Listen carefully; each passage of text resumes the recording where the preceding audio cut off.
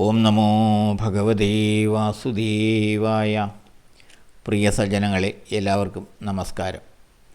സത്സംഗവേദിയിൽ നമ്മൾ ശ്രീമദ് ഭഗവത്ഗീതയിലെ 11-ാം അധ്യായമായ വിശ്വരൂപ ദർശന യോഗത്തിലെ 51 ശ്ലോകങ്ങൾ പൂർത്തിയാക്കി. നമുക്ക് 52-ാമത്തെ ശ്ലോകം നോക്കാം. ശ്രീഭഗവാനുവാച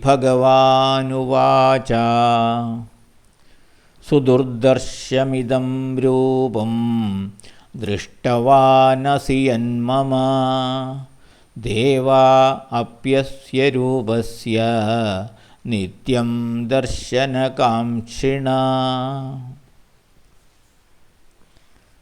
ശ്രീഭഗവാൻ ഉവാച, ഭഗവാൻ ഇപ്രകാരം പറഞ്ഞു.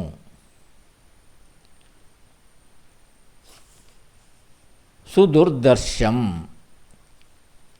പൂർവപുണ്യം കൊണ്ടല്ലാതെ കാണുവാൻ കഴിയാത്ത, ദർശിക്കുവാൻ എളുപ്പമല്ലാത്ത, ഇതം യദ്രൂപം മമ, എൻ്റെ ഈ ഏതൊരു രൂപമാണോ, ദൃഷ്ടവാൻ അസി, നീ ദർശിച്ചത്, നീ കണ്ടത്, ദേവാഹ അപി, ദേവന്മാർ പോലും, നിത്യവും അസ്യ രൂപസ്യ, ആ രൂപം, ദർശനകാംക്ഷിണഃ, കാണുവാൻ കൊതി പൂണ്ടിരിക്കുന്നു.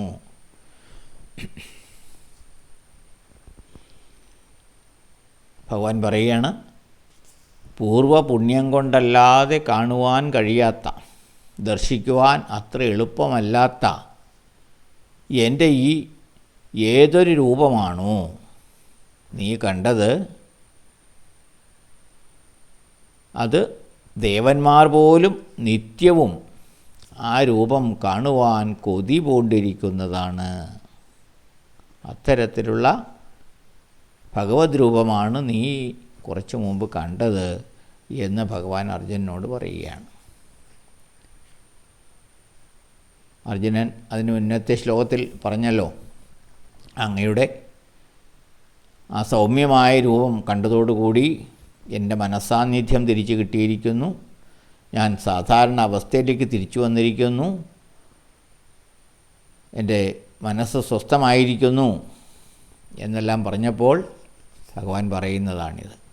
പ്രിയ അർജുന, നീ ഇപ്പോൾ കണ്ട എൻ്റെ ഈ രൂപം, അതായത് ഈ വിശ്വരൂപം ദർശിക്കുവാൻ ഏറെ പ്രയാസമുള്ളതാണ്. പൂർവപുണ്യം കൊണ്ടല്ലാതെ അത് സാധ്യമല്ല.